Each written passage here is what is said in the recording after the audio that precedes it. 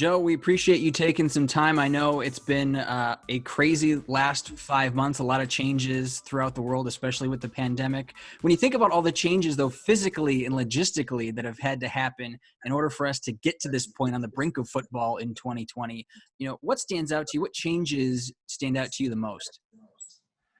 Well, I just think it's the one thing is, we're dealing in an entirely different environment, right, Matt? And everybody on our staff, from the leaders of our task force on down through the entire organization, had to adapt and adjust to something that they never in their lifetime thought they'd have to adapt and adjust to.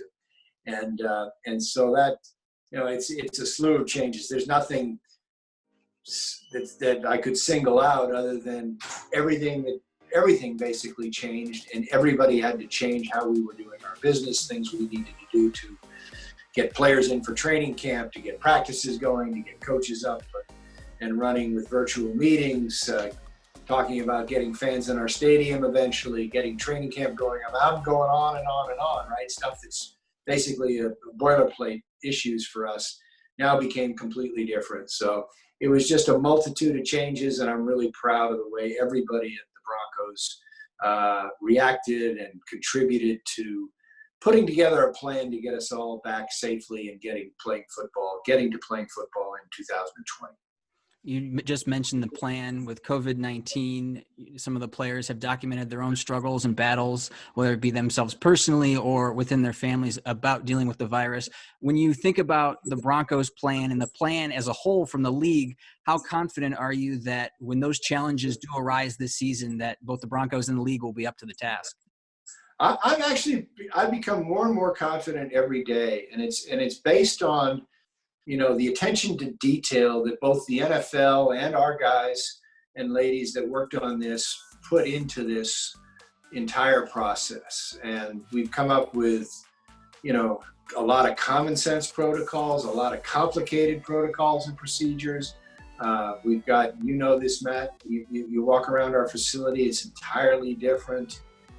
What we're asking you to do is entirely different, but everybody has embraced it and accepted it. And I'm really proud of all of the employees in the organization for doing that. And it's happened at UC Health Training Center. It's happening down at Empower Field at Mile High.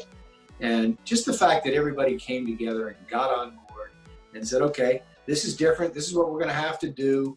And, we can sit here and complain about it or worry about it, but nobody did that. They all as I said, rolled up their sleeves and really got down to some hard work and dedicated themselves to doing things the right way. And I'm really grateful that we have people like that doing that for the Broncos. Another big moment this offseason, Joe, was the Black Lives Matter protest. I know you've talked to the team at length about this issue, especially following the player-led peaceful protest downtown in Denver. Where did those talks, the tone of those talks stand today? And are there plans in place right now to pay respects to that movement as we move into the season?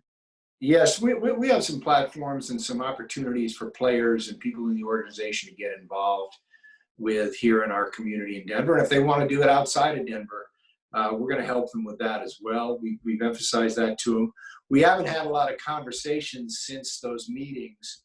And I don't think we'll have a lot up until we have the team set at 53 plus a practice squad. But as we get into finalizing the roster and players have some time off during the season and really want to put forward an effort to address and confront these issues of racism and social justice and systemic racism, all of that combined, we'll be there to support them. And the one thing that I emphasized to the players, and they emphasized in turn back to me, was, we can talk about this, but if we talk about it and then stop talking about it and stop taking action, we'll just be right back where we started. And none of these players want that for themselves or their next generations.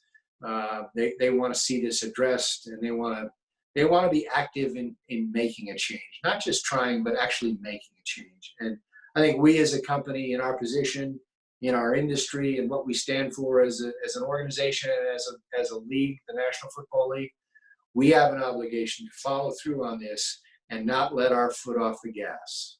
We've got to stick with it, and we can't ignore it later because it's calmed down. Otherwise, it never goes away.